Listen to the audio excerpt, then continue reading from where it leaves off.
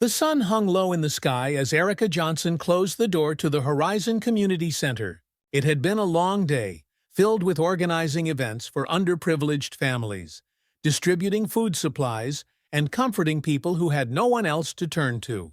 Erica's heart swelled with a sense of purpose. Helping others gave her life meaning. The center had become her second home, a place where the community came together to lift each other up. As she walked down the tree-lined street toward her house, she exchanged pleasantries with her neighbors. Mrs. Richards, watering her lawn, waved warmly. "Good evening, Erica. How was the center today?" "Wonderful, as always," Erica replied with a smile, adjusting the strap of her purse. "We're planning a big summer cookout. You should come by with the kids next month." "I wouldn't miss it, Mrs. Richards called back, her face lighting up. Erica's steps were light as she turned the corner to the coffee shop. She loved stopping by for a warm cup of coffee on her way home, a quiet moment of peace after the day's chaos. As she pushed open the door, the scent of freshly brewed coffee greeted her. Inside, familiar faces smiled at her from various tables. "Hey, Ms. Johnson." Tom, a regular, called out from his usual spot by the window. "How's the community center doing?" "It's thriving," Erica said, her eyes crinkling at the corners. "It's all thanks to folks like you who support us." At the counter, Sarah, the young barista, already had Erica's usual coffee ready. "The usual today?" Sarah asked, her freckled face beaming. Erica nodded, gratefully taking the cup. After a brief chat with Sarah, Erica left the cafe, the warmth inside fading as the cooler evening air hit her. She didn't notice the approaching figure until it was too late. Officer Jake Thompson, a burly man in his 40s, was rushing down the street looking irate and distracted. His eyes were locked on his phone as he moved with purpose, and before Erica could react, they collided. Her coffee flew from her hand, spilling down the front of Jake's crisp uniform. "Hey, watch it!" Jake barked, his voice booming in the quiet street. He glared at Erica as if she had purposely attacked him. "Team, truly sorry," Erica stammered, flustered by the sudden confrontation. "It was an accident. Let me help you clean up." "An accident?" Jake's voice dripped with sarcasm. "More like carelessness. Do you have any idea how this looks? How am I supposed to do my job looking like this?" Erica took a step back, her heart racing. The rage in Jake's voice was out of proportion to the incident. People on the street had stopped, their eyes wide as they watched the scene unfold. Some pulled out their phones, recording the escalating situation. "I didn't mean to," Erica said softly, her cheeks burning with humiliation. "I'm really sorry." But Jake wasn't listening. His anger boiled over. In a flash, he raised his hand and slapped Erica hard across the face. The sound echoed in the suddenly silent street. Erica stumbled back, her hand flying to her cheek as tears sprang to her eyes. For a moment, everything seemed to stop. The crowd stood frozen, too shocked to react. Erica's dignity shattered in front of them, and she felt more alone than she ever had before. The walk home was a blur. Erica barely registered the concerned faces around her as she hurried back to her small house on Maple Street. Her cheek still burned from the slap, but it was the humiliation, not the pain, that made her heart ache. She didn't want to think about what had just happened, didn't want to acknowledge the shame that clung to her like a second skin. As soon as she stepped inside, she leaned against the door, her breath coming in ragged gasps. Tears she'd been holding back spilled over, and she wiped them away furiously, trying to regain control. But control felt impossible. In all her years of serving the community, she had never imagined something like this happening to her. Her son, Ryan Johnson, was due home any minute, and the last thing she wanted was for him to see her like this. But Ryan was already pulling into the driveway. His footsteps echoed in the quiet house as he opened the door, calling out, "Mom, you home?" Hearing his voice, Erica quickly wiped her tears and composed herself. She couldn't hide her reddened cheek, though. Mom Ryan's voice was closer now, filled with concern. He stopped when he saw her standing in the hallway, his eyes immediately locking onto her swollen cheek. "Mom, what happened?" Ryan's voice was soft, but filled with a storm of emotions. He stepped forward, gently touching her face, and Erica winced. "It's nothing," Erica said quickly, pulling back, trying to downplay the incident. That's not nothing, Mom, Ryan said, his tone shifting. Who did this to you?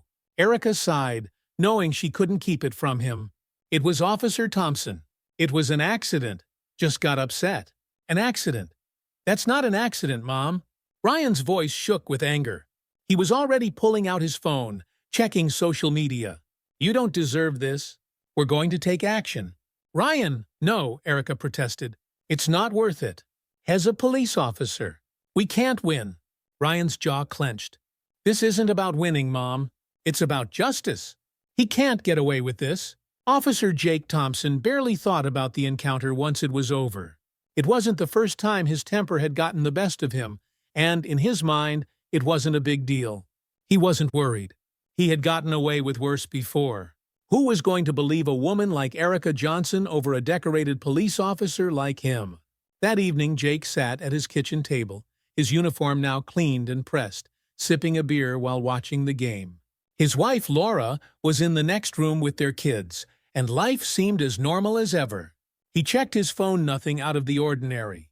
Everything was fine. But unknown to Jake, things were far from fine. The video of him slapping Erica had already hit social media, spreading like wildfire. By the time Jake had finished his beer, thousands of people had seen the footage. The comments were scathing, filled with outrage and calls for action. At the police station, Captain Frank Adams was watching the video in his office, his face set in a deep frown. He knew Jake's reputation. He knew the man was good at his job when he wasn't letting his temper get the better of him. But this was bad. Adams leaned back in his chair, sighing. This wasn't just a PR problem, it was an ethical problem. The kind of problem that could bring serious consequences to the entire department if not handled properly. He picked up the phone and dialed Jake's number. Thompson, Jake answered casually. We need to talk, Adams said, his voice grave. Jake frowned but nodded. I'll be in first thing tomorrow, Cap. No, you'll come in now, Adams said coldly. Jake's stomach dropped. The day after the incident, Erica woke up to find her phone buzzing incessantly. Sleepily, she picked it up and saw dozens of messages and missed calls. Confused, she scrolled through her notifications, her heart sinking as she realized why her phone was blowing up. The video of her being slapped by Officer Jake Thompson had gone viral. Images of the assault, accompanied by scathing comments, filled her social media feeds. Some people were outraged on her behalf, demanding justice. Others, cruelly dismissive, claimed it was her fault, or argued that she must have done something to provoke it. Erica's stomach turned as she read the hurtful comments. Downstairs, Ryan was already on the phone with lawyers. He looked up when Erica entered the kitchen, his face hard with determination. Mom, we're going to sue the department, he said without preamble. There's no turning back now. The world has seen what he did. Erica's head swam. Ryan, I didn't ask for this. I don't want all this attention. I know, Mom, but you deserve justice. This isn't just about you anymore. People are watching. This case is bigger than us now. Erica sat down, feeling overwhelmed. She had never wanted to be at the center of a media storm. The protests, the anger, it frightened her. But as she looked at her son, his face set with resolve, she knew she couldn't let fear hold her back. Ryan was right. The world was watching. At the police station, Captain Frank Adams sat across from Jake Thompson, his expression unreadable. Jake, on the other hand, sat with a mixture of confusion and annoyance. He still didn't fully grasp the severity of the situation. To him, it was just another routine conflict with a civilian. Jake, this video is everywhere, Captain Adams said, tapping his computer screen where the footage of the slap played on loop. There are protests outside. People are furious. Jake leaned back in his chair, trying to brush it off. It's being blown out of proportion, Cap. It was a misunderstanding. She ran into me. This isn't about who bumped into who, Adams snapped, cutting him off. You hit her in broad daylight in front of witnesses. And now it's on the internet for everyone to see. Jake's face paled as he realized the gravity of the situation. So what now? Adams leaned forward, his tone sharp. You're suspended, effective immediately. The department is conducting an internal investigation, but if this goes to court, and it looks like it will, you're going to be facing serious consequences. Jake felt his stomach drop. This wasn't supposed to happen. He had always thought he was untouchable, that his badge would shield him from any real accountability. "I didn't mean for this to happen," Jake muttered, rubbing his temples. "It's been a rough week. My temper got the best of me." Adam's expression softened, but only slightly. "It doesn't matter what kind of week you had, Jake. You crossed a line, and now the whole department is under scrutiny. You need to lawyer up." Jake left the captain's office in a daze.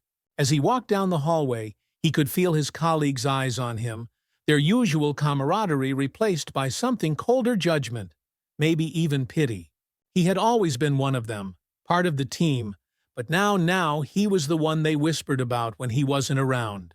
That night, Jake went home to his family, but the walls felt like they were closing in. His wife, Laura, greeted him with an uneasy smile, already aware of what had happened. Their 2 kids were sitting at the table, oblivious to the storm brewing outside their small world. Jake sat down, but the weight of his actions made it impossible to enjoy even the simplest moments with his family.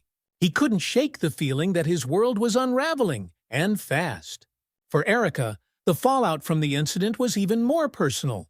What had started as a humiliating encounter on a quiet street had turned into a media circus. Reporters hounded her, showing up outside her home, at the community center, and even at her church. Neighbors she had known for years now looked at her differently, some with pity, others with judgment. At the same time, Erica received an outpouring of support from strangers all over the country. Messages flooded in, many offering words of encouragement, others sharing their own stories of injustice. It was heartening, but also overwhelming. Ryan, ever the protector, shielded her from the worst of it, but even he couldn't keep all the negativity at bay. "Mom, you've got to stop reading the comments," Ryan said one night as they sat in the living room, both exhausted from the endless stream of calls and emails. "It's not good for you." "I know," Erica sighed, closing her laptop. I can't help it. It feels like everyone's watching, judging. I didn't ask for any of this." Ryan sat beside her, his arm around her shoulders. "You didn't ask for it, but it's here, and we're going to fight back. I've been digging into Thompson's past. This isn't the first time he's crossed a line." Erica looked up, startled. "What do you mean?" "There have been complaints against him before. Excessive force, verbal abuse, even misconduct with other civilians. The department buried it, but we're not letting this slide. We're going to expose everything." Erica's stomach turned at the thought of digging deeper into this mess, but she nodded. If Ryan believed this was the right thing to do, then she would stand by him. Still, the personal toll was heavy. Her friends, once warm and supportive, were hesitant to talk to her now. She had become a symbol of a larger fight that some didn't want to be a part of. The courtroom was packed on the first day of the trial. The gallery buzzed with anticipation as people from all walks of life gathered to see the case unfold. The media frenzy had turned the trial into a national spectacle, with every major outlet covering the case. Erica sat at the plaintiff's table beside Ryan, her hands clasped tightly in her lap. She wore a simple, elegant dress, her hair neatly pinned back, but there was no hiding the anxiety in her eyes. Ryan, dressed in a sharp suit, whispered reassuring words to her, but even he couldn't hide his tension. Jake Thompson walked out of the courtroom with the guilty verdict hanging over his head like a storm cloud. He had escaped jail time, but the consequences of his actions were far from over. As he stepped onto the courthouse steps, he could feel the weight of every eye on him, reporters, protesters, even his own colleagues from the police force who stood at a distance, watching. Some of them gave him looks of pity, others of disdain. The crowd outside the courthouse was restless. Chants for justice echoed in the air, signs demanding accountability were held high, and cameras flashed as Jake was escorted away. His head was spinning. This wasn't how it was supposed to go. He had thought that his badge, his years on the force, and the respect he had earned would shield him from any real punishment. But here he was, disgraced, humiliated, and on the verge of losing everything. As Jake drove home, his mind raced. His suspension had become indefinite, and even though the legal system had spared him from prison, his future felt uncertain. What would happen to his family? His job? He had kids to support, a wife who depended on him, and a reputation that had been shattered overnight. When he walked into his home that evening, the atmosphere was thick with tension. Laura, his wife, sat at the kitchen table staring at him with a mixture of fear and disappointment.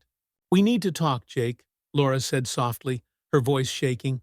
Jake sat down, bracing himself for what he knew was coming. Laura had stood by him throughout the trial, but the strain was evident. She had endured the whispers from neighbors, the judgmental looks at the grocery store, and the constant barrage of reporters outside their house. "I don't know how we're going to get through this," she continued, her eyes filling with tears. "The kids, they've seen the news. They're confused, Jake. They don't understand why everyone's calling their dad a monster." Jake's chest tightened.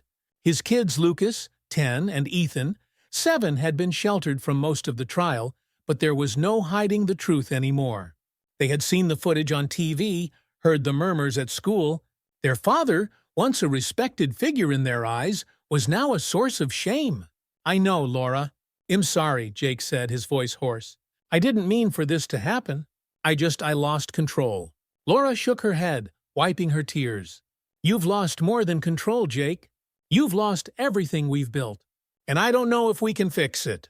Jake's punishment was not jail time, but the court-mandated community service felt like a different kind of prison. Every day, he was assigned to a local park, picking up trash, cleaning bathrooms, and maintaining public spaces. It was menial, thankless work, but it was all he had left. The police department had distanced itself from him, and his friends, fellow officers, avoided him like the plague. As Jake worked, he couldn't help but think about the people he had wronged over the years. Erica's face haunted him. The moment he slapped her, the look of shock and hurt in her eyes, it played over and over in his mind. At first he had justified his actions. He had told himself it was just a mistake, a slip-up in the heat of the moment. But now, as he walked through the park in his orange community service vest, he couldn't escape the truth. He had let his power go to his head. He had become the kind of cop people feared instead of trusted. One afternoon, as Jake was raking leaves near the playground, he overheard a group of mothers talking. They sat on a bench, watching their children play on the swings, their voices carrying across the park. "I used to feel safe when I saw a police officer," one of them said, her tone somber. "Now I don't know. It's scary to think that people like him are out there, supposedly protecting us." Jake's stomach twisted. He knew they were talking about him. They had to be. He wanted to walk away, to block out their words, but he found himself rooted to the spot, listening to the painful truth. "I know," another mother replied. "I can't believe he got off so easy. It's like they don't even care about what he did to that poor woman." Jake swallowed hard. He had thought the trial was the worst of it, but this, hearing the distrust and fear in these women's voice, got deeper than any verdict ever could. That night, Jake lay awake, staring at the ceiling. He couldn't escape the growing sense of guilt that gnawed at him. He had spent his whole career thinking that being a cop made him better, made him right. But now, stripped of his badge and uniform, he was just a man who had made terrible mistakes. Weeks passed, and Jake continued his community service, though it was no longer just about fulfilling a court order. He started to see the work as penance, a way to make up for the damage he had caused. The work was hard, grueling at times, but it gave him time to think, to reflect on how he had ended up here. One bright afternoon, while raking leaves near the walking path, Jake saw a familiar figure in the distance. Erica Johnson. She was walking slowly, her arms linked with her son, Ryan. They were deep in conversation, unaware of Jake's presence. The sight of them hit Jake like a punch to the gut. He hadn't seen Erica since the trial, hadn't even considered the possibility of running into her again. Now, here she was, living her life, trying to move on, just as he was trying to find a way forward. Jake froze, his breath catching in his throat. What was he supposed to do? Should he approach them? Apologize. The last thing he wanted was to make things worse for Erica, but he couldn't ignore the chance to make amends. As Erica and Ryan neared, Jake stepped back, trying to stay out of sight. But then, to his surprise, Erica looked up and saw him. Their eyes met for a brief, heart-stopping moment. Erica's face remained calm, though her eyes flickered with recognition. She didn't say anything, didn't stop walking. She simply gave Jake a small nod acknowledgement. Not forgiveness, but perhaps a step toward it. Ryan, on the other hand, gave Jake a hard, unreadable look as they passed by. Jake stood there, rooted to the spot, watching them disappear down the path. His heart pounded in his chest, and 1,000 words filled his mind, words he wished he could say, apologies he wanted to offer. But he knew that words wouldn't be enough. The encounter with Erica left Jake shaken. It made him realize that his path to redemption wasn't just about serving his sentence. It was about taking real responsibility for what he had done. And he couldn't do that without talking to Ryan. Jake spent days working up the courage to reach out. He knew it wouldn't be easy, but if he was serious about making things right, he had to start by facing the people he had hurt the most. One evening, Jake found Ryan's number through a mutual contact. He hesitated for what felt like hours before finally sending a simple text, "I'd like to meet. I need to talk. Please." Ryan didn't respond right away, but a few days later, Jake's phone buzzed. "Fine. Tomorrow, 3 p.m., at the cafe by the courthouse." The next day, Jake arrived at the cafe early, his palms sweaty and his nerves on edge. When Ryan walked in, Jake stood up, unsure of how to start. Ryan sat down across from him, his expression guarded. "You've got 5 minutes," Ryan said, his tone cold. Jake nodded, taking a deep breath. "I know I don't deserve your time or your forgiveness. I want you to know that I'm sorry. For everything. I didn't realize how much damage I was doing until it was too late." Ryan's eyes narrowed. "Sorry doesn't fix what you did to my mom. Or to all the other people you've hurt." "I know," Jake said quickly. "I don't expect it to. But I need to make things right. I want to help. I don't know how, but if there's anything I can do, anything at all, I'm willing." Ryan studied Jake for a long moment, his face unreadable. Finally, he leaned back in his chair, arms crossed. "You want to help?" Ryan asked, his voice sharp. "Then prove it. Actions, not words." Jake nodded, relief washing over him. "I will. I promise." Ryan stood up, signaling the end of the meeting. "We'll see," he said, before walking out of the cafe without another word. The weeks following Jake's meeting with Ryan were grueling, but marked by a new sense of purpose. Jake didn't know exactly how to prove his sincerity, but he threw himself into community service with renewed vigor.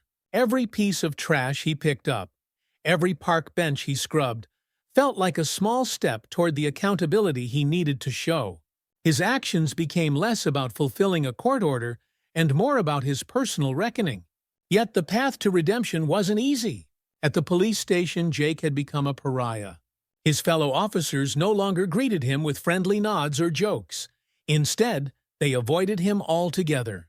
Every time he entered the building, he could feel their judgment, some disgusted by what he had done, others angry that his actions had brought negative attention to the department.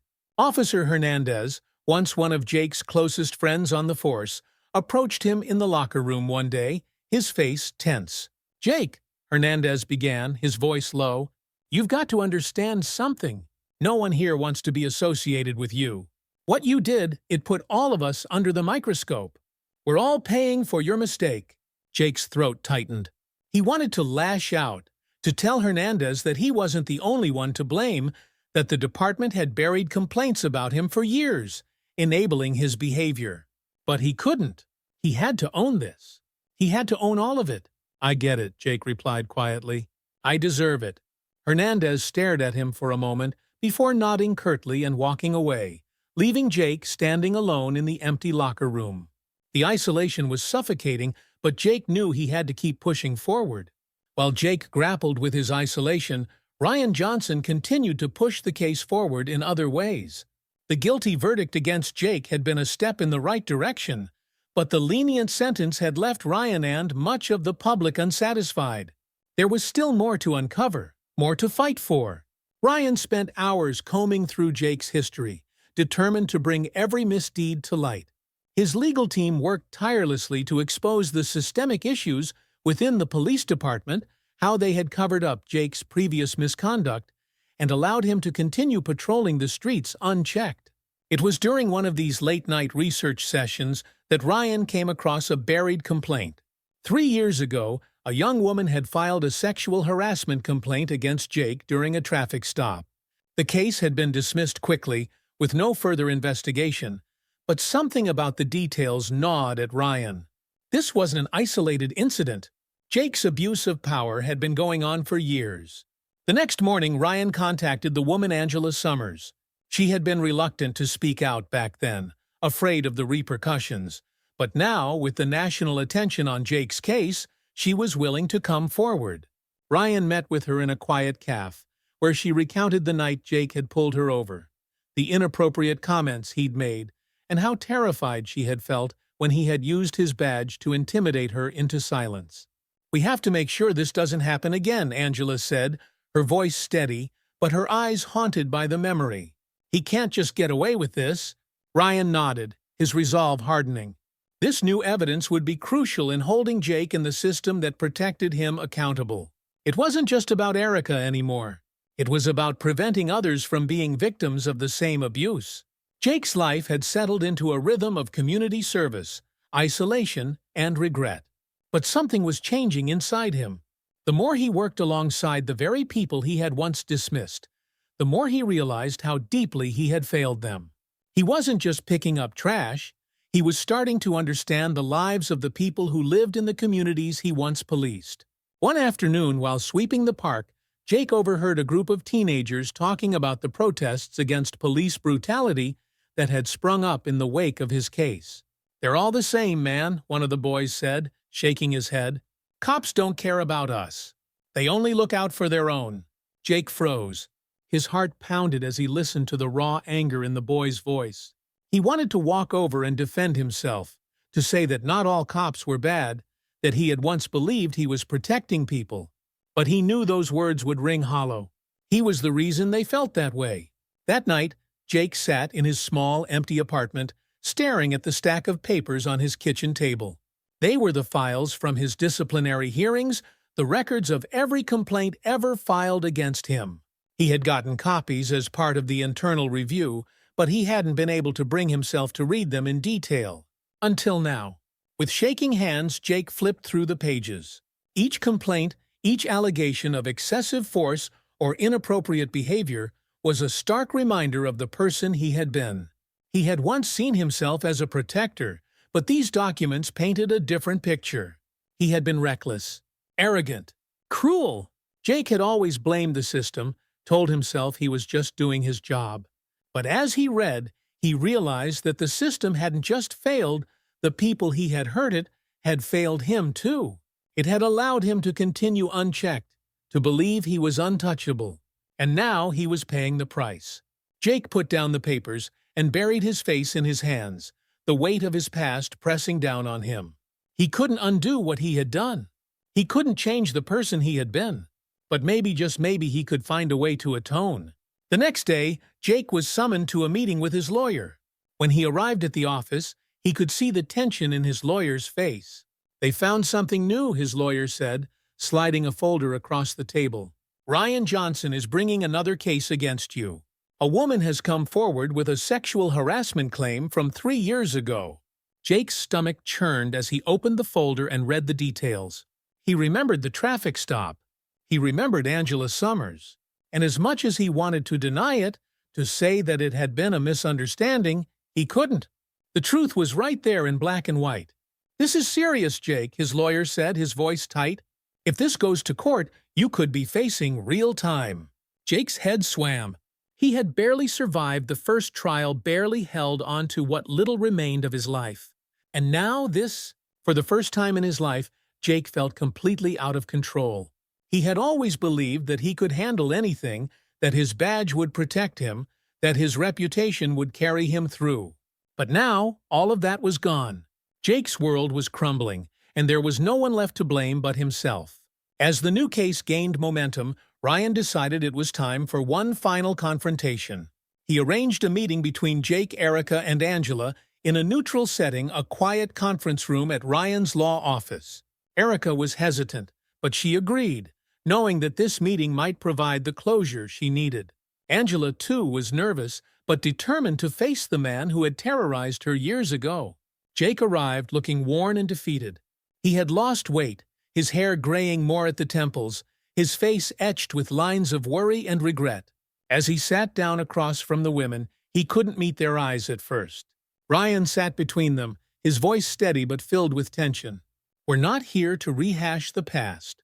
We're here to see if there's a way forward. Jake, you said you wanted to make things right. This is your chance." Jake took a deep breath, finally looking up at Erica and Angela. "I know I can't fix what I've done," he began, his voice hoarse. "I know I've hurt both of you, and probably more people than you'll ever know.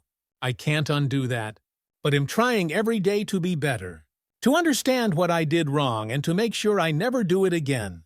Angela's eyes narrowed. "Words aren't enough." "I know," Jake said quickly. "I don't expect forgiveness. I don't deserve it, but I want to be held accountable. Whatever it takes." Erica, who had been silent until now, finally spoke. Her voice was calm but filled with emotion. "You destroyed a part of me that day, Jake. You took away my dignity, my sense of safety. And you did it without a second thought. I don't know if I can ever forgive you for that." Jake's heart clenched, but he nodded. "I understand." Ryan leaned forward. "We're not just talking about forgiveness. We're talking about accountability. You've got to face the consequences, Jake. You've got to take responsibility for every person you've hurt, for every abuse of power." Jake's voice shook as he spoke. "I will. I promise. Whatever it takes." The room fell silent as they all absorbed the weight of Jake's words. This wasn't about closure, it was about justice. And for the first time, Jake truly understood what that meant. The meeting with Erica and Angela marked a significant shift for Jake. For the first time, he truly grasped the depth of the harm he had caused, not just in the slap that had set everything in motion, but in the countless smaller acts of intimidation and misuse of power that had defined his career. He left the meeting with a new resolve. He couldn't change the past, but he could try to make things right for the future. The next morning, Jake called a meeting with his lawyer and Ryan to discuss a settlement. It wasn't about avoiding punishment. It was about acknowledging guilt and ensuring that he faced the consequences. "I want to plead guilty to everything," Jake said firmly as they sat around the table. "The harassment charge, the misconduct complaints, all of it. No more trials, no more dragging this out." His lawyer was taken aback. "Jake, if you do this, there's no going back. You'll face maximum penalties. This could mean years in prison." Jake looked at Ryan, who was watching him intently, measuring his sincerity. "I understand, but I have to do this. I've spent my whole life running from accountability, hiding behind my badge. I'm done running." Ryan was silent for a long moment. Then he nodded, a flicker of respect in his eyes. "All right, let's get this done." News of Jake's decision to plead guilty spread quickly. The media, which had been following the case relentlessly, seized on this new development. Reporters and cameras once again crowded the courthouse steps, but this time there was a different energy. People were curious, cautiously optimistic that maybe, for once, real justice would be served. The courtroom was packed on the day of Jake's sentencing. Erica, Ryan, Angela, and other victims Jake had wronged over the years sat together, a united front. They had all been given the chance to speak, to share their stories before the judge handed down the sentence. Jake sat at the defendant's table, his posture straight, but his face showing the strain of the last few months. When the judge called for victim impact statements, Erica stood first. She walked to the podium, her hands trembling but her voice clear. "Your Honor," she began, looking directly at the judge, "the man sitting over there took something from me that I can never get back. He took my sense of security, my trust in the people who are supposed to protect us. But I'm not here for revenge. I'm here because I want to make sure this never happens to anyone else.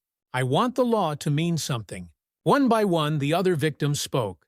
Angela described the fear she felt during that traffic stop, how it had haunted her for years. Other people shared stories of intimidation and disrespect that had shaped their view of law enforcement forever. When it was Jake's turn to speak, he stood slowly, feeling the weight of every eye in the room on him. "Your Honor," he said, his voice steady, "I have no excuse for what I did. I used my position of power to hurt people, and I'm deeply sorry. I'm ready to accept whatever punishment you see fit." The judge, A stern but fair woman looked at Jake with a piercing gaze. "Mr. Thompson," she said, "your actions have had a profound impact on this community. You were entrusted with the responsibility to serve and protect, and instead, you abused that power. The damage you've caused cannot be undone. However, your willingness to plead guilty and face the consequences of your actions is a step toward accountability." The judge paused, then continued, "I sentence you to 5 years in prison with the possibility of parole after 3 years, contingent upon your participation in a rehabilitation program focused on restorative justice. In addition, upon your release, you will be required to continue community service, speaking to law enforcement agencies about the importance of ethical policing and accountability." As the sentence was read, there were murmurs in the courtroom. For some, it was not enough. For others, it was a sign of progress. Jake felt a strange sense of relief as the gavel came down. He was going to prison, yes, but he was also being given a chance to make amends, to be part of the change that was so desperately needed. The first months in prison were hard for Jake. He was stripped of his freedom, living in a small cell with nothing but his thoughts. But he also found a sense of clarity that had eluded him before. Every day, he attended sessions with a counselor, exploring the reasons behind his behavior, understanding the patterns of abuse he had perpetuated. It was painful, but also cathartic. He began participating in the restorative justice program, meeting with victims of police misconduct, and listening to their stories. James picked up the notebook, flipping through the pages. As he read Ethan's words, he felt a surge of pride. The young CEO, who had once been driven by ego and ambition, was now learning the value of humility and respect. "You've come a long way, Ethan," James said, setting the notebook down, "and I'm proud of you for that." Ethan nodded, his expression earnest. "It's because of you, James. You've been patient with me, even when I didn't deserve it. I won't forget that." The two men sat in silence for a moment, the weight of their shared journey hanging between them. There was still work to be done, but for the first time, they were moving forward together, partners in the truest sense of the word. As the weeks turned into months, the changes James and Ethan had implemented continued to take root. The mentorship program was thriving, and employees were more engaged than ever. Productivity soared, and the atmosphere in the office was one of collaboration and mutual respect. One afternoon, as James was walking through the office, he overheard a conversation between Melissa Rivers and one of the new employees. They were discussing a project, and James couldn't help but smile at the confidence in Melissa's voice. She had come so far from the uncertain young accountant who had once relied so heavily on his guidance. Now she was taking the lead, mentoring others, just as James had mentored her. Later that day, Ethan called a company-wide meeting to announce some of the final changes he and James had been working on. As the employees gathered in the conference room, there was a palpable sense of excitement in the air. Ethan stood at the front of the room, his voice clear and steady. "We've been through a lot over the past year," he began, "but thanks to all of you, and especially to James, we're stronger than ever. I want to thank each of you for your hard work and dedication, and I want to promise that we'll continue to build on the values that have brought us this far." As the room erupted in applause, James sat quietly in the back, watching with a sense of pride. The company had weathered the storm, and now it was moving forward, stronger than ever. He had played his part, but now it was time to step back and let the next generation take the lead. When the meeting ended, Ethan sought James out, his face full of gratitude. "Thank you, James," he said, his voice thick with emotion. "I couldn't have done this without you." James smiled, his eyes twinkling with warmth. "You've done a lot of growing, Ethan. I'm proud of you." As they shook hands, James knew that the future of the company was in good hands. Ethan had learned the most important lesson of all, that success wasn't just about profits or efficiency. It was about people. Months had passed since James Cooper returned to the company, and the transformation was undeniable. Employees walked the halls with renewed energy, collaboration flourished, and the once somber atmosphere had given way to one of excitement and optimism. Ethan Blackwood, now a humbler and more thoughtful leader, had fully embraced the changes James had championed. As James strolled through the office, He watched the younger employees, particularly Melissa Rivers, thrive in their roles. Melissa had truly come into her own, leading the company's newly formed mentorship program with confidence and grace. She had become a symbol of the company's future, a future built on the values James had instilled. One afternoon, as James approached Melissa's desk, he found her in deep conversation with a junior team member. The young employee was nervously explaining a challenge she was facing, and Melissa listened patiently, nodding thoughtfully. "You've got this," Melissa said with a reassuring smile. "Just take it one step at a time. And if you ever feel stuck, don't hesitate to ask for help. We're all here to support each other." James couldn't help but smile. It was as if he were watching his own approach to leadership reflected in Melissa. She had become the kind of mentor he had always hoped to be, and now she was passing that on to the next generation. As Melissa turned and spotted James, she waved him over. "Mr. Cooper, I was just telling her about how you always reminded us to focus on the people, not just the numbers." James chuckled softly. "That's right, and it looks like you're doing a great job passing that lesson on." Melissa beamed, clearly proud of the work she was doing. "It's all thanks to you. You showed me what true leadership looks like." James nodded, feeling a sense of fulfillment wash over him. "You're the future of this company, Melissa. I couldn't be prouder." Despite the progress the company had made, there was still one final hurdle to overcome.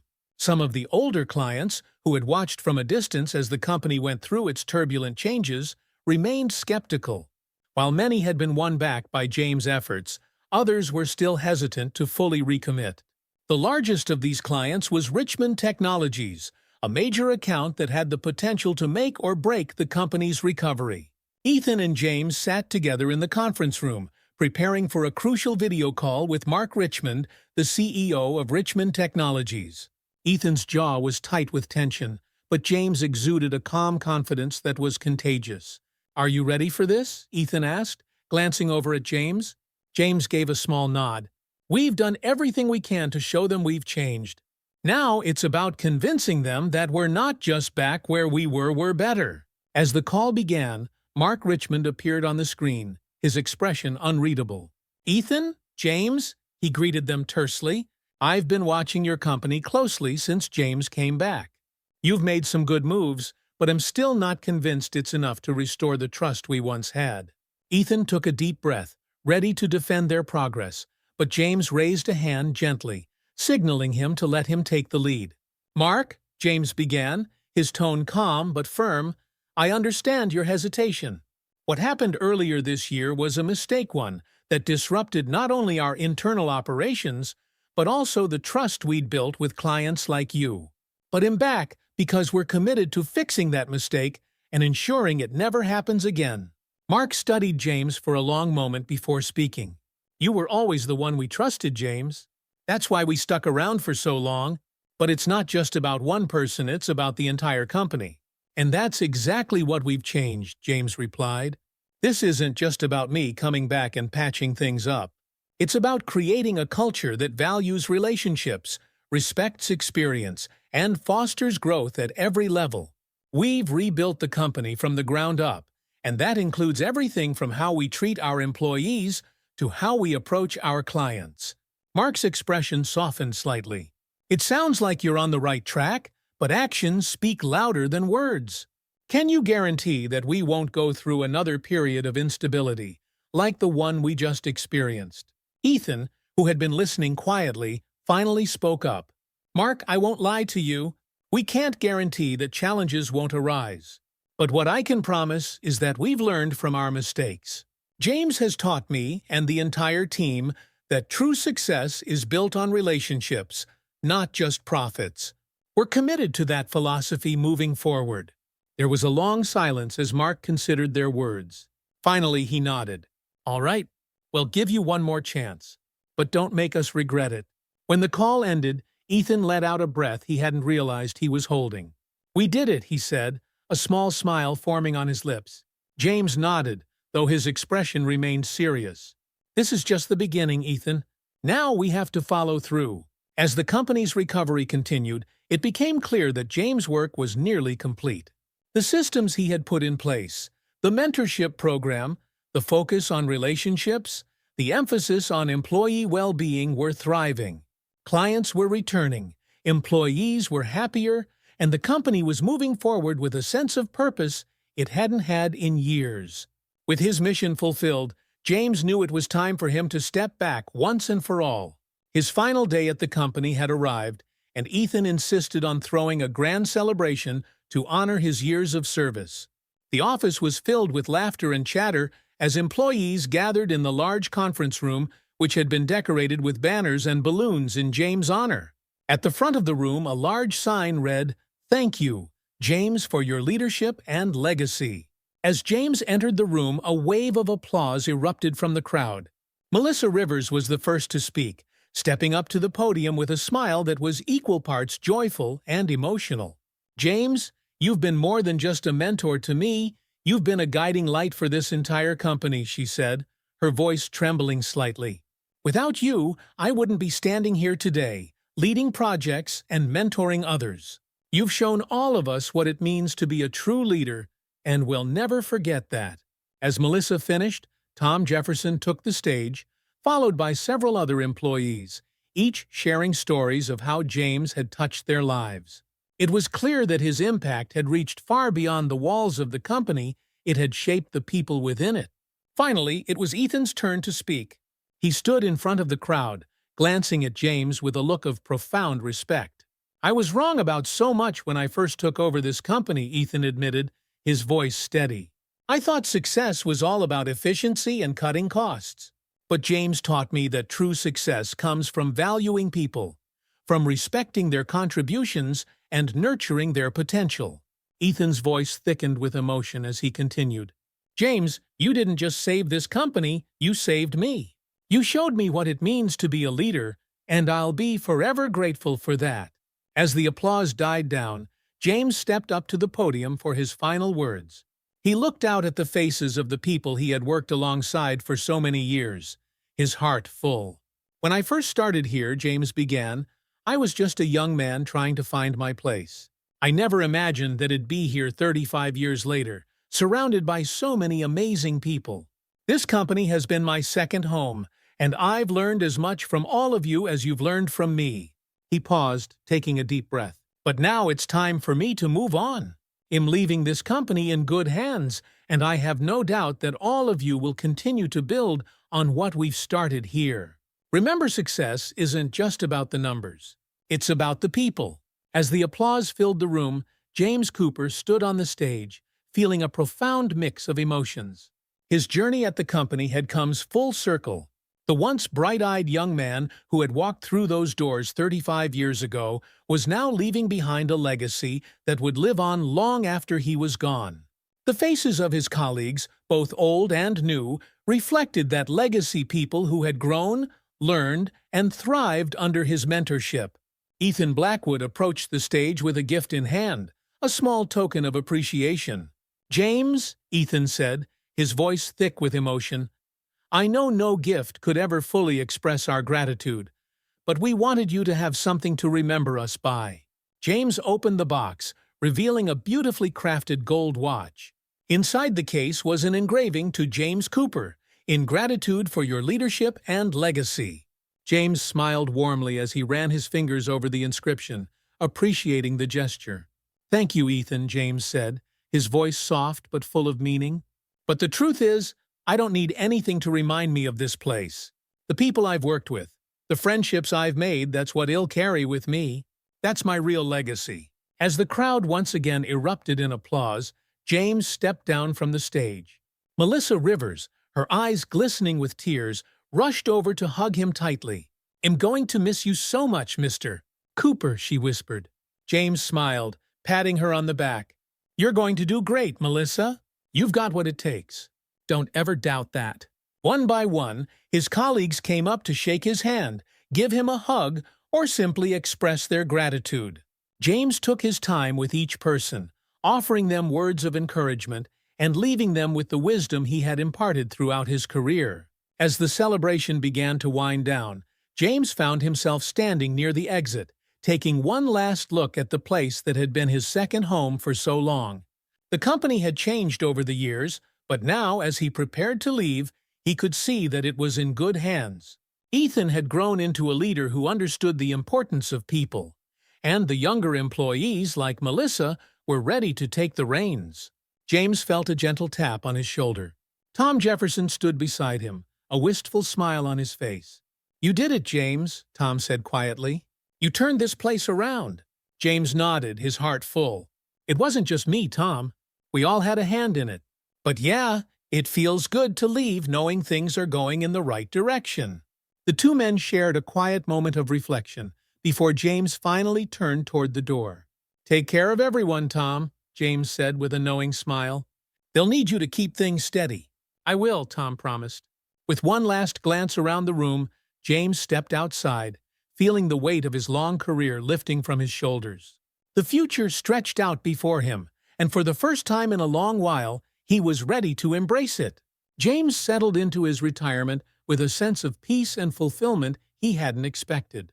The weight of his sudden dismissal had once cast a shadow over his future. But after his return to the company, he now felt a deep satisfaction in knowing that he had made a lasting difference. The company was stronger than ever, and the people he had mentored were thriving. In the months that followed, James found himself enjoying the simple pleasures he had once taken for granted. He spent quiet mornings sipping coffee on his porch, afternoons tending to his garden, and evenings with his family, things he had always been too busy to truly appreciate. Hannah, ever his anchor, noticed the change in him. "You seem more at peace these days," she remarked one afternoon, as they sat together in their backyard, the sun casting a warm glow over their garden. "I am," James admitted, his voice calm. "It's funny, I thought I'd miss the company more. But knowing it's in good hands, knowing that I did everything I could, that's enough for me." Hannah smiled, her eyes full of love and pride. "You left a legacy, James. You changed that place for the better." James nodded, feeling the truth of her words settle deep within him. "I just hope they carry it forward. People like Ethan and Melissa, they've got what it takes to lead with the right values." And they did. James kept in touch with many of his former colleagues, especially Melissa. She had grown into a true leader, someone who balanced the demands of the job with the human touch that James had always valued. Under her leadership, the company's mentorship program flourished, and the culture of respect and collaboration became a hallmark of the organization's identity. One day, James received a package in the mail from Ethan. Inside was a letter, along with a photo. The letter was brief but heartfelt. "Dear James, I wanted to send you a little something to show our appreciation. The company is thriving, and it's all because of the foundation you helped build. We've created something to honor your legacy, something that will remind us all of the values you instilled. I hope you like it. Thank you, again, for everything. Ethan." James unfolded the photo. It showed the James Cooper Conference Room, a newly dedicated space in the company's headquarters, complete with a plaque that read, "In honor of James Cooper, where respect, integrity, and leadership meet."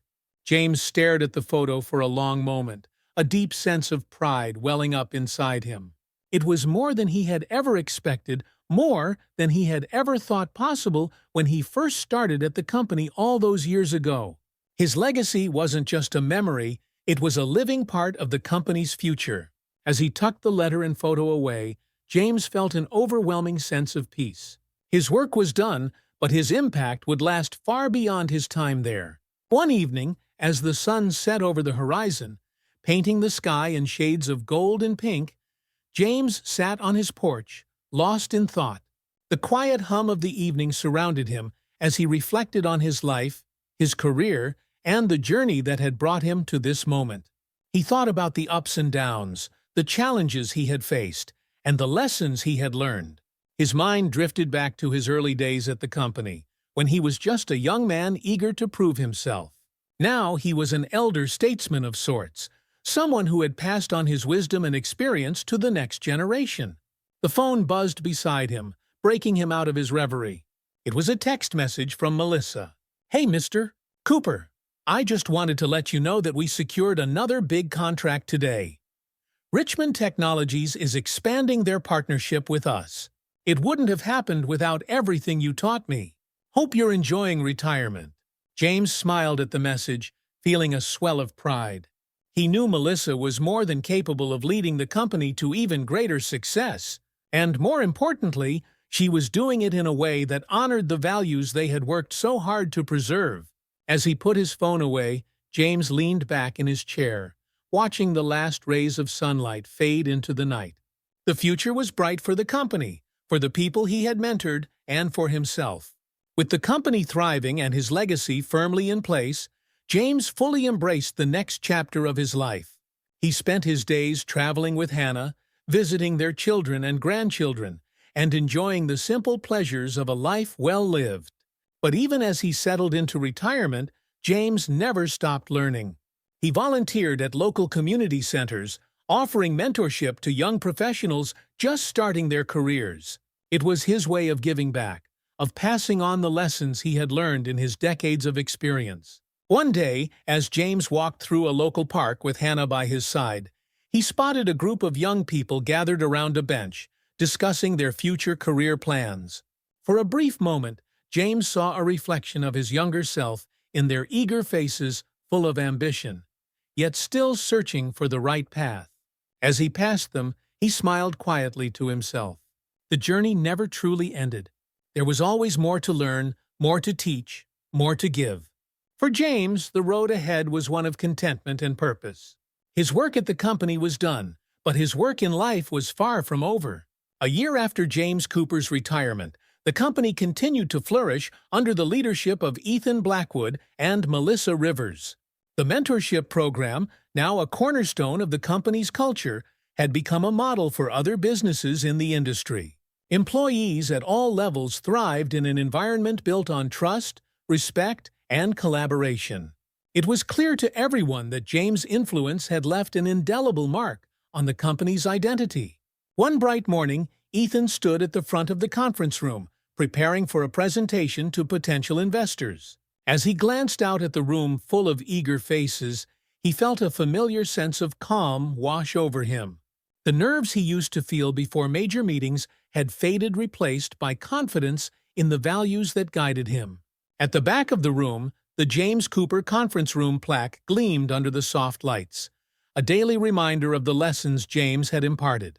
Ethan smiled to himself, feeling a sense of peace as he began the presentation. After the meeting, Melissa approached Ethan with a grin. "That went well," she said. "They loved our approach to leadership. I think we'll hear good news soon." Ethan nodded, but his mind was elsewhere. "It's amazing, isn't it," he mused, "how everything changed once we started putting people first." Melissa smiled. James always said that was the key. It's easy to focus on the bottom line, but if you don't take care of the people who make everything possible, you'll never truly succeed. Ethan turned to Melissa, admiration in his eyes. "You've become a great leader, Melissa. James would be proud." Melissa's face softened. "We all have James to thank for that." Later that day, Ethan and Melissa stood in the office hallway, watching employees move about their day with a sense of purpose and pride. It was a scene of harmony, of teamwork, of a company that had found its way back from the brink and emerged stronger than ever. "I never thought I'd say this," Ethan said with a chuckle, "but I owe everything to James. Without him, I don't know where it'd be. I learned more from him than any business school could have taught me."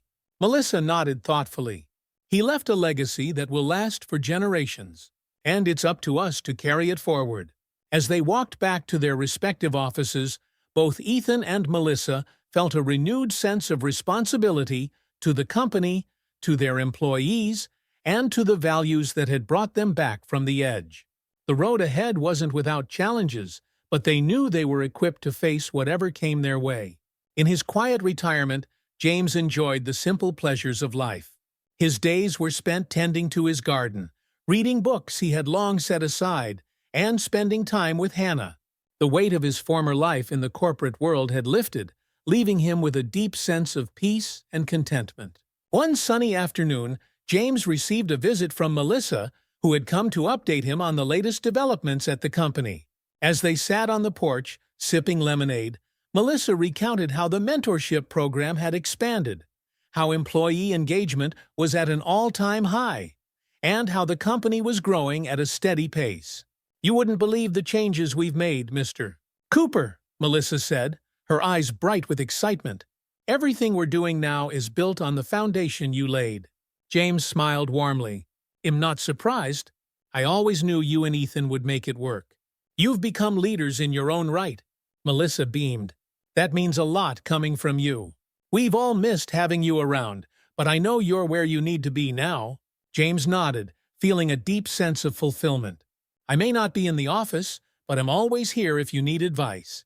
Melissa laughed softly. "I'll keep that in mind. We'll never stop learning from you, Mr. Cooper." As the sun began to set, casting a golden glow over the garden, James sat back in his chair, content. His legacy wasn't just a name on a plaque or a conference room dedicated in his honor. It was the people he had touched, the lessons he had taught, and the values he had instilled. The company was in good hands, and he had no doubt that it would continue to thrive for years to come. As time went on, James' influence continued to ripple through the company. New employees, many of whom had never met James, were taught about his principles from day one. They learned that success wasn't just about profits, but about the people who made everything possible. Ethan, now fully embracing his role as a leader who valued relationships above all else, often shared stories about how James had changed his perspective. In meetings with new hires, he would tell them about the time James had pulled the company back from the brink, not by cutting costs or increasing efficiency, but by fostering a culture of respect, loyalty, and integrity. The company's board of directors, many of whom had initially doubted Ethan's approach, now praised the direction the company had taken. The financial reports showed steady growth, but more importantly, the company had regained the trust and loyalty of its clients and employees. As the years went by, the James Cooper Conference Room became a symbol of the company's core values. Employees who passed by the room were reminded daily of the man who had shaped the company's culture and the principles that would guide it into the future. Years later, James and Hannah took a road trip across the country, visiting places they had always wanted to see. As they drove through small towns and big cities, James often found himself reflecting on his journey, both the one he had taken in his career and the one he was on now. In each town, they would stop at a small cafe or a park, sit down together, and simply enjoy the world around them. James was at peace, knowing that the hard work he had put in over the years had made a lasting difference, not just in the company, but in the lives of those he had mentored. One evening, as they watched the sunset from a quiet beach, Hannah turned to James and smiled. "Do you ever miss it? The office, the work?" James thought for a moment before shaking his head. "No, not really. I gave it everything I had. Now it's their turn." Hannah nodded, understanding completely. "You did good, James. You left behind something special." James smiled softly. "I guess I did." As the sun dipped below the horizon, casting a warm glow over the ocean, James felt a deep sense of satisfaction. His journey wasn't over, but this chapter of his life had come to a peaceful and fulfilling end. He had left behind a legacy that would live on, not just in the company, but in the hearts of the people he had touched. With his arm wrapped around Hannah, James watched the waves roll in, content in the knowledge that he had done his part. The future was bright for him, for his family, and for the company he had helped build. And as the stars began to twinkle in the night sky, James whispered softly to himself, "I did my best, and that's enough." The long road to redemption concludes with James' peaceful retirement, content in the knowledge that he has left behind a meaningful legacy. His influence continues to shape the company, while the new generation of leaders, inspired by his example, guide the business with the same values of respect, loyalty, and integrity. Through the ups and downs, James' story teaches us that true success is not measured by profits or accolades, but by the lives we touch and the values we leave behind. Thank you so much for following James' journey in the long road to redemption. If you enjoyed this heartfelt story of leadership, mentorship, and the lasting impact of integrity, make sure to hit the subscribe button and turn on notifications so you don't miss out on more inspiring stories just like this. Leave a comment below about what part of the story resonated with you the most, and let me know if you'd forgive a boss like Ethan. Your support means everything, and I can't wait to share more powerful stories with you. Thanks for watching, and I'll see you in the next one. More than you'll ever know. Tyler's smile widened, and for a moment they stood there in comfortable silence, the weight of everything they had been through hanging between them. After graduation, Tyler decided to attend a local college, choosing to stay close to home while pursuing a degree in sports medicine. He had always loved baseball, but over time, he had developed an interest in the mechanics of the game, the science behind how athletes moved and trained. It was a career path that excited him, and Daniel was thrilled to see Tyler pursuing something he was passionate about. In the months that followed, their relationship continued to grow and evolve. Tyler was becoming more independent, and while Daniel sometimes missed the days when he was needed more, he was proud of the young man Tyler was becoming. There was still a bond between them that was unbreakable, built on years of trust, love, and shared experiences. One evening, as they sat together at the kitchen table, Tyler working on a college assignment, and Daniel reviewing legal documents, Tyler looked up, his expression thoughtful. "Do you ever miss it?" Tyler asked, his voice cutting through the quiet. Daniel glanced at him, raising an eyebrow. "Miss what?" "Your old life," Tyler clarified. "You know, before me." Daniel set down his pen, considering the question. "I don't," he said honestly. "My life before you. It was empty. I didn't realize it at the time, but I was missing something important." Tyler nodded, his gaze dropping back to his textbook. "I guess I always thought I was the one who needed you. But maybe we needed each other." Daniel's chest tightened at the boy's words. It was true, he had spent so many years building walls around himself, avoiding emotional connections, but Tyler had forced him to break those walls down. In doing so, Daniel had found something far more meaningful than success or money. He had found a family. "You're right," Daniel said softly. "We did." Years later, on a warm summer day, Daniel found himself standing on the sidelines of a local baseball field, watching as Tyler, now an assistant coach for a youth baseball team, worked with a group of young players. Tyler had found his place in the world, combining his love for sports with his desire to help others, and Daniel couldn't have been prouder. As he watched Tyler move across the field, offering guidance and encouragement to the kids, Daniel realized just how far they had both come. The boy who had once been lost, angry, and alone was now a mentor to others, helping them find their way just as Daniel had helped him. Julia stood beside Daniel, her hand resting on his arm as they watched the game together. They had been married for 2 years now, and though their relationship had started in the professional realm, it had grown into something deep and enduring. Together, they had built a life that was full of love, laughter, and meaning. "You know," Julia said, her voice soft but teasing, "you've come a long way since those days in the office." Daniel chuckled, nodding. "Yeah, I have." He thought back to the man he used to be, the man who cared only about his career, who kept everyone at arm's length. That version of himself felt like a distant memory now, a shadow of the man he had become. As the game ended, Tyler jogged over to them, a wide grin on his face. "We won," he said, his voice full of excitement. Daniel smiled, his heart swelling with pride. "Of course you did."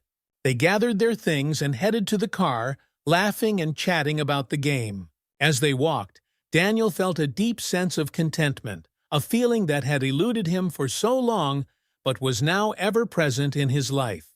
He had found what he had been searching for all along, not in the courtroom, not in power or success, but in the family he had built, the love he had given and received, and the difference he had made in the lives of those around him. And as they drove away, the sound of Tyler's laughter filling the car, Daniel knew that this was the life he had always wanted, even if he hadn't known it at the time. He had found his purpose. He had found his family. Thanks for joining us on this incredible journey with Daniel and Tyler. If you enjoyed the story and want to hear more heartwarming tales like this, be sure to hit the subscribe button and turn on notifications so you never miss an update. We'd love to hear your thoughts. What did you think of Daniel's transformation and Tyler's path to healing? Drop a comment below and let us know. Don't forget to like and share this story with friends who might enjoy it too. Together, we can spread more love and inspiration. But as people stopped to admire her paintings, offering compliments, and asking about her process, she felt a sense of validation she hadn't expected. One of the visitors to the exhibit was Professor Reynolds, the board member who had supported the changes at Brookwood. He paused in front of one of Chloe's paintings, studying it carefully. "This is remarkable," he said, turning to Chloe with a smile. "You have a real talent." Chloe blushed, feeling both proud and shy at the same time. "Thank you. It means a lot." As the evening went on, Chloe realized that she had found her place not just as a student at Brookwood, but as an artist with a voice of her own.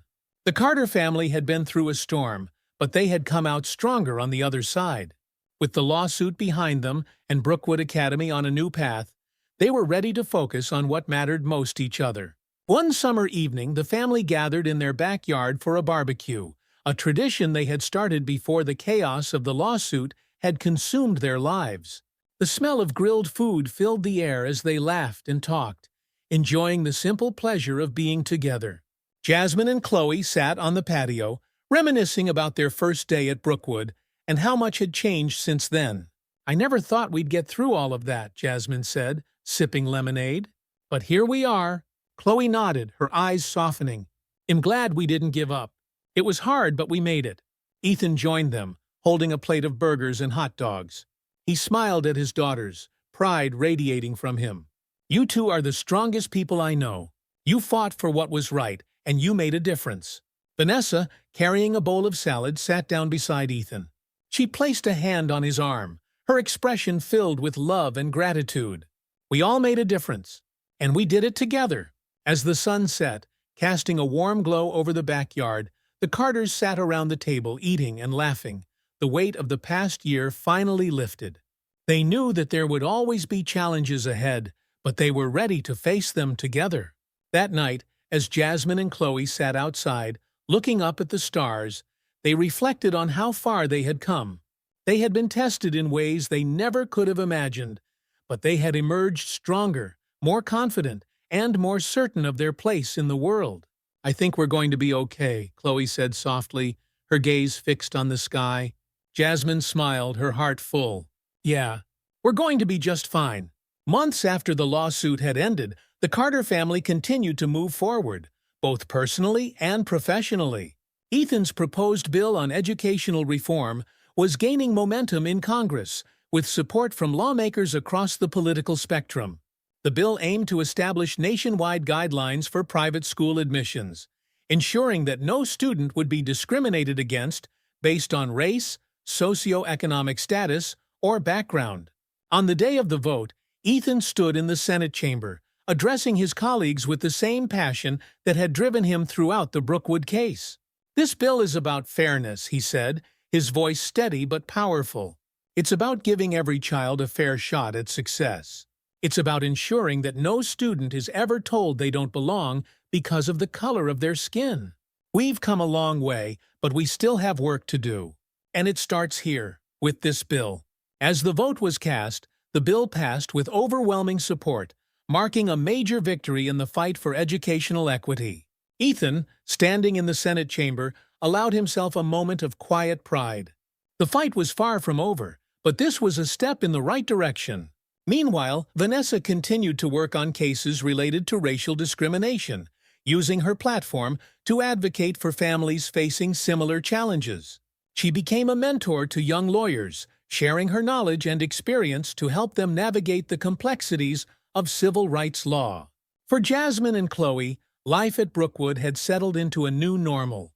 They continued to thrive academically, but they also made time for the things they loved: debating, painting, and building friendships with students from all walks of life. One afternoon, as the sisters sat in the school library, Chloe looked up from her sketchbook and smiled at Jasmine. "Do you ever think about what would have happened if we hadn't fought back?" Chloe asked. Jasmine thought for a moment, then shook her head. "I don't like to think about that. What matters is that we did fight. And because of that, Everything changed. Chloe nodded, her eyes bright with determination. "We should be proud of that." "We are," Jasmine said, her voice filled with certainty. "We made a difference." As the sisters packed up their things and headed out of the library, they knew that their fight had been worth it. They had faced adversity and come out stronger, and they had helped pave the way for a future where every student, regardless of race or background, could walk through the doors of opportunity with their head held high. The road ahead was long, but the Carters were ready for it. Thank you so much for following the Carter family's journey to justice and equality. If you enjoyed this story and want to hear more about powerful narratives that challenge society, inspire change, and explore the human experience, make sure to subscribe to our channel. Don't forget to hit the notification bell so you never miss out on new content. Together, we can continue to share stories that matter. See you in the next one. The police are on their way, Derek. You've lost. Derek's eyes darted around, realizing for the first time that the entire street was watching him. His bravado faltered, his shoulders tensing as he took in the growing crowd of neighbors, all standing together in a show of solidarity. For a moment, it seemed like Derek might lash out, might do something reckless. But then slowly, the fight drained out of him. His fists unclenched, his shoulders slumped, and with one last look at Edith filled with hatred and resentment, he turned and stormed back to his car. The street was silent as Derek sped away, his tires screeching against the pavement. Edith's breath came in shallow gasps, her heart still racing from the confrontation. She stood there for a moment, frozen, until Bill crossed the street and stood beside her. "You okay, Edith?" he asked, his voice filled with concern. Edith nodded, though her legs still felt shaky. "I'm okay," she whispered, her voice thick with emotion. "Thanks to all of you." Bill smiled warmly, giving her a reassuring nod. "We're not going to let him hurt you, Edith. Not now, not ever." Edith's eyes filled with tears, but they weren't tears of fear, they were tears of gratitude.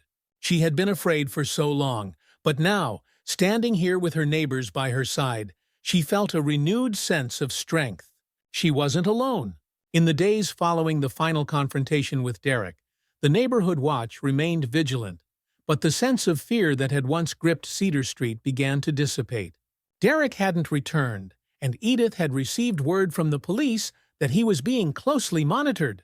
They had issued a restraining order, preventing Derek from coming within a certain distance of Edith's home or the shelter where Rachel and the girls were staying. It wasn't a perfect solution, but it was enough to give Edith peace of mind for now. Rachel called regularly, checking in to see how Edith was doing and updating her on their progress. The shelter had helped her find legal representation, and she was working towards securing full custody of the girls and filing for divorce from Derek. It was a long, difficult road, but Rachel was determined to keep moving forward. "The girls are adjusting," Rachel said during one phone call, her voice sounding stronger, more confident. "They're starting to sleep better, and we're getting used to our new routine. It's still hard sometimes, but I feel like we're finally free." Edith smiled, her heart swelling with pride for Rachel. She had come so far, and though there were still challenges ahead, Edith knew that Rachel had the strength to face them.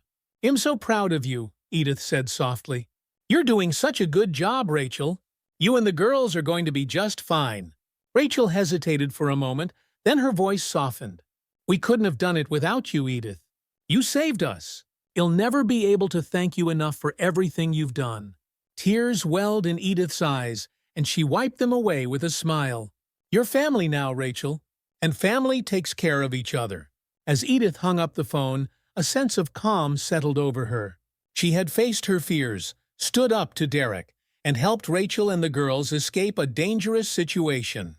It hadn't been easy, but it had been worth it.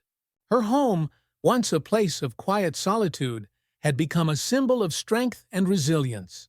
And her neighbors' sons, strangers, had become a community, united by a shared sense of purpose.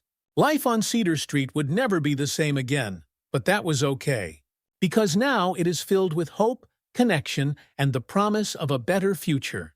Edith smiled as she stepped out into her garden, the late afternoon sun casting a warm glow over the roses. She knelt down, her hands gently tending to the flowers, feeling the cool earth beneath her fingertips. There was still work to be done. But now she knew she wasn't doing it alone. In the weeks that followed Derek's final confrontation, a new sense of peace settled over Cedar Street.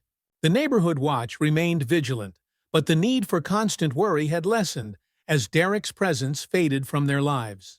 He hadn't returned, and the restraining order kept him at a safe distance from Edith's home and from the shelter where Rachel and the girls were living.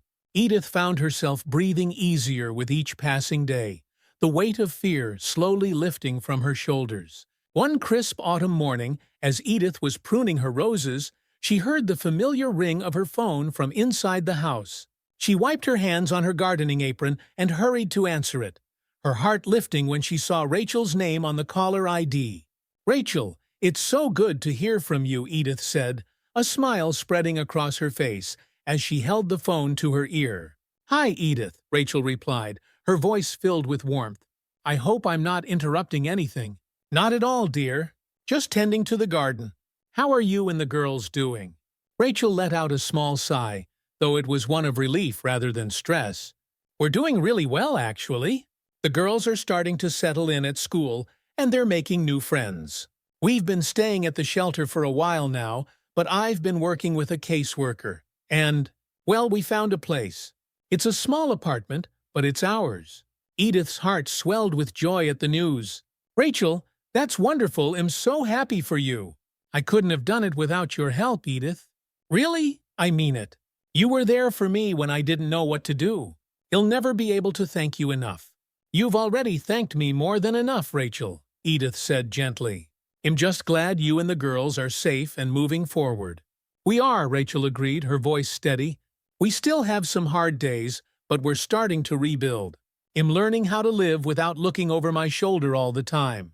The girls, they've been through so much, but I think they're going to be okay." Edith felt a tear slip down her cheek, and she wiped it away with a smile. "You're an incredible mother, Rachel. You've given them the chance to have a better life, and that's the most important thing." "Thank you," Rachel whispered, her voice filled with emotion. "I wanted to ask, would you like to come visit us when we're settled into the apartment? The girls miss you, and I'd love for you to see our new place."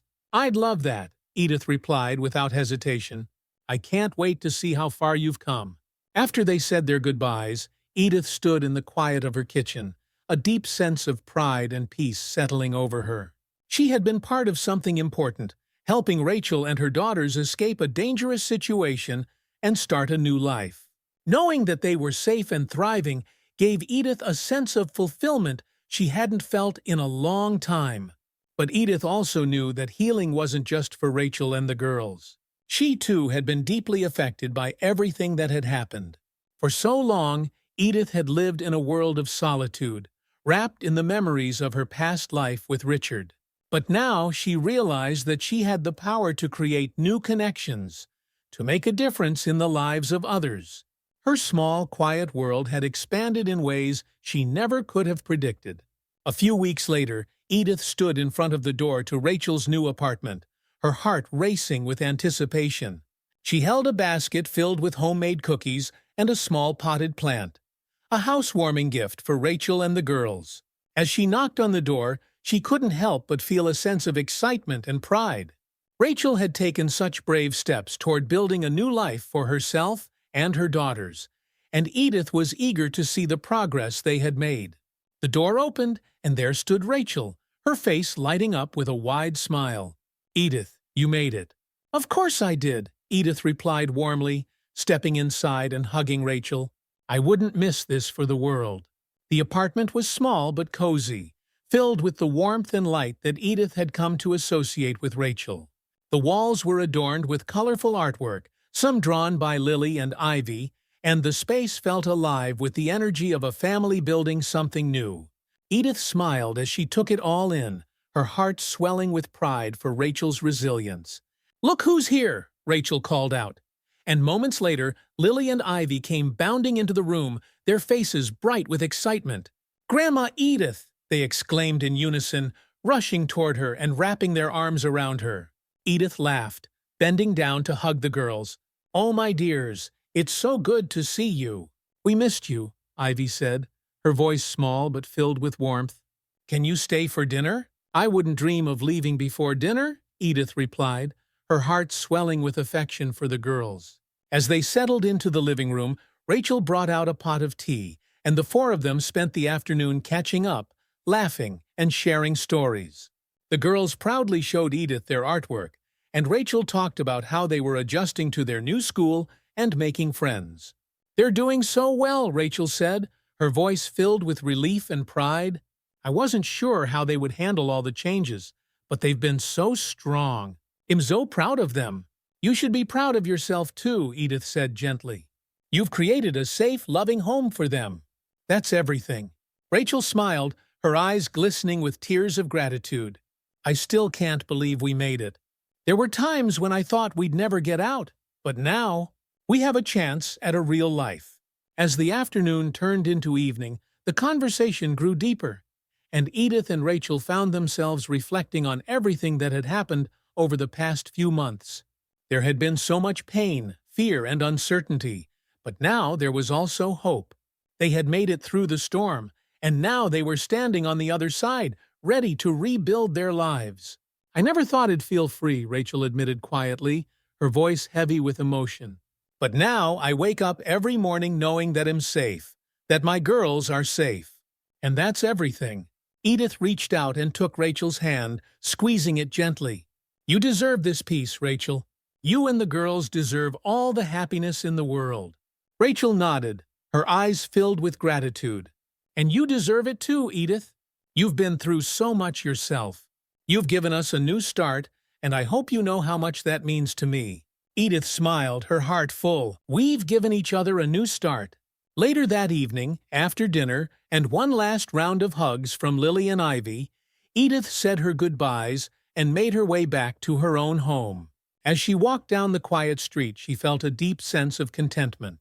Life had changed in ways she never could have predicted, but it was better, now richer, fuller, and filled with new connections. Rachel and the girls had become like family to her, and Edith knew that their bond would only grow stronger as they continued to support one another in the days ahead. As the autumn leaves began to fall and the air turned crisp, Edith found herself spending more time in her garden, reflecting on the past few months. So much had changed, not just for Rachel and the girls, but for Edith as well. Her life, once quiet and isolated, had been transformed by the relationships she had built and the strength she had discovered within herself. But with that transformation came a deeper understanding of the weight she had been carrying for so long: grief, the loneliness, the sense of being left behind. Richard's death had left a hole in Edith's life, one that she had tried to fill with routine and solitude. But now, with Rachel and the girls in her life, Edith realized that she didn't have to carry that weight alone anymore. One afternoon, as Edith sat in the garden with a cup of tea, she found herself thinking about Richard. She missed him every day, missed his laugh, his warmth, the way he had always made her feel safe and loved. But for the first time in a long time, Edith felt a sense of peace when she thought of him, peace in knowing that he would have been proud of her for everything she had done to help Rachel and the girls. As she sipped her tea, Edith decided it was time to visit Richard's grave. She hadn't been in a while, and she felt a strong pull to go to tell him about everything that had happened, about the new life she had found after all these years. The next day, Edith drove to the cemetery where Richard was buried. The drive was quiet, the fall colors painting the landscape in shades of gold and red. When she arrived, Edith made her way to Richard's headstone, a small smile on her face as she placed a bouquet of fresh roses at his grave. "Hello, love," she said softly, her voice filled with affection. "It's been a while, but I've been busy.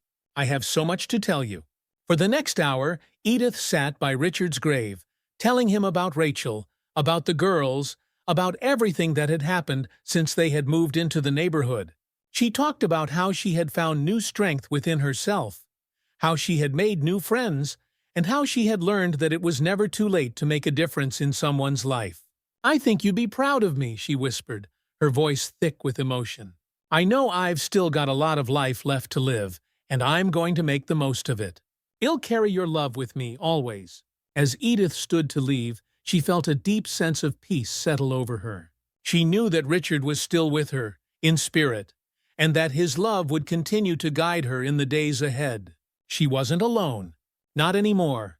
As the winter holidays approached, Cedar Street came alive with the warm glow of twinkling lights and the festive spirit of the season.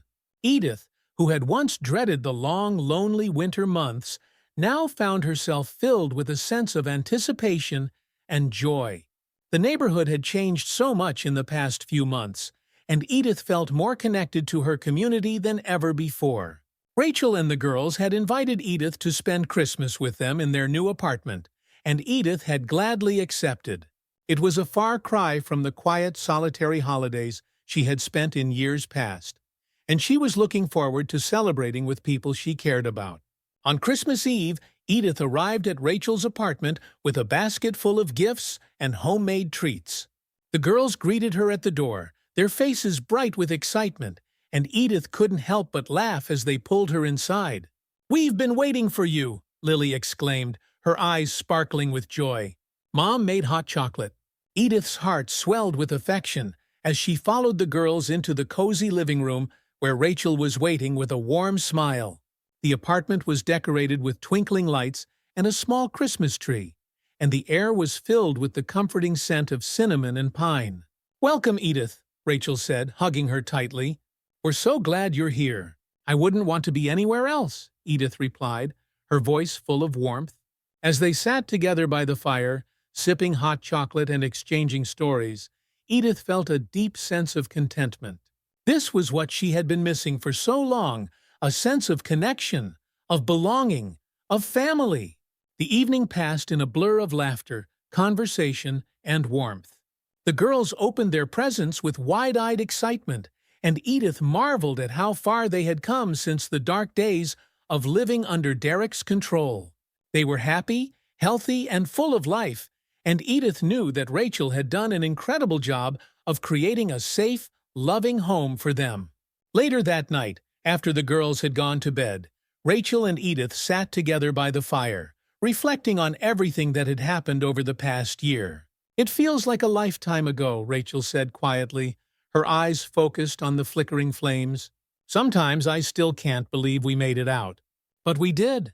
"You did," Edith corrected gently. "You found the strength to leave, and now you and the girls have a bright future ahead of you." Rachel smiled, her eyes glistening with gratitude. "I couldn't have done it without you, Edith. You were there when I needed someone the most, and I'll never forget that." Edith reached out and took Rachel's hand, squeezing it gently. "We've been there for each other, and we'll keep being there, no matter what comes next." As they sat together in the quiet of the night, Edith felt a deep sense of peace settling over her. The storm was over, and now it was time to move forward to embrace the future with open arms, knowing that they had all found the strength to survive and thrive.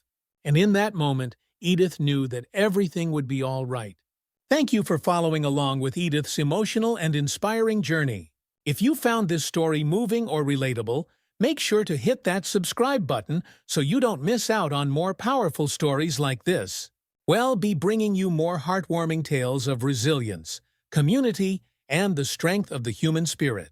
And don't forget to click the notification bell so you'll always be the first to know when new content is available. We value your feedback, so if you enjoyed this story, leave a like and share your thoughts in the comments below. Thank you for being part of our storytelling community, and stay tuned for more stories that remind us all that no matter how hard things get, we are never truly alone.